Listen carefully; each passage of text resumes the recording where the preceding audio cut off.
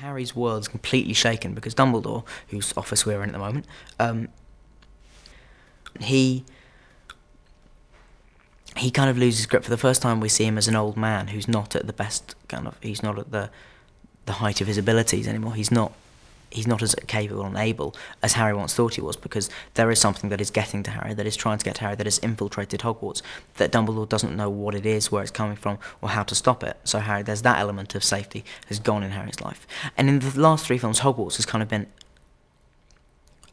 it kind of got violated a bit in the third one when Sirius Black actually got into Hogwarts, but mainly, for the most part, it's been like a safe house, because no one's ever, it's kind of been impenetrable. This one, the walls have been broken down, and he's not as safe as he used to be. Harry's life is out of his hands.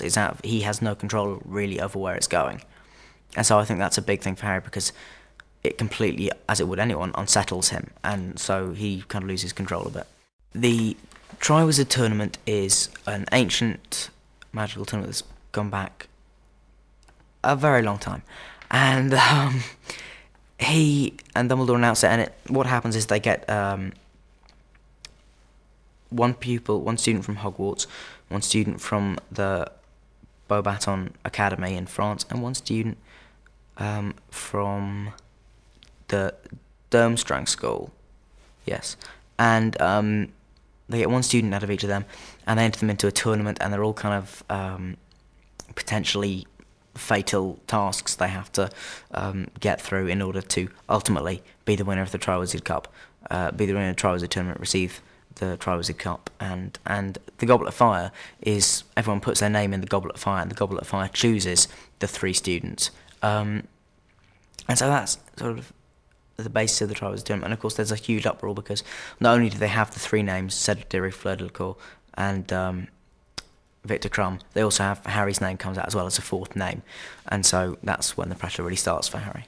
It's all I've ever known, really, these visual effects things, and so it's sort of second nature now, which is very handy because there are so much of them. But yeah, I mean, the dragon, it was interesting because it was very, very physical, which I enjoyed, and some of the stunts were a bit scary, but fine. There was one stunt where I had to, in the dragon sequence, where it's not actually in the quarry, but I fall down a roof. I fall down about 2 roofs, I think, actually.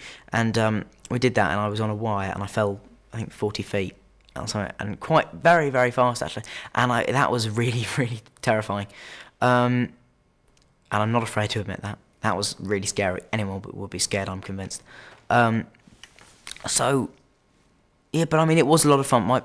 My favourite task to do was probably the maze, because I just really like the idea of it. I just think it's such a scary concept, and there's smoke coming out of the hedges, and it's all very dark, and it's great. Yeah, I'm gonna say something that's gonna sound incredibly obvious. He's English, but he's very, very English. But he wears a waistcoat every day, which I just quite like, because you don't see enough waistcoats anymore, really. And no, I think he's great, because at where I am now in terms of acting, well, I just want to learn as much as possible. He gives very, very detailed notes, which is great, because that's what I need. And I think that he's been great with me in terms of advising me on just notes and on how to play certain lines or stuff like that. I mean, he's just a real actor's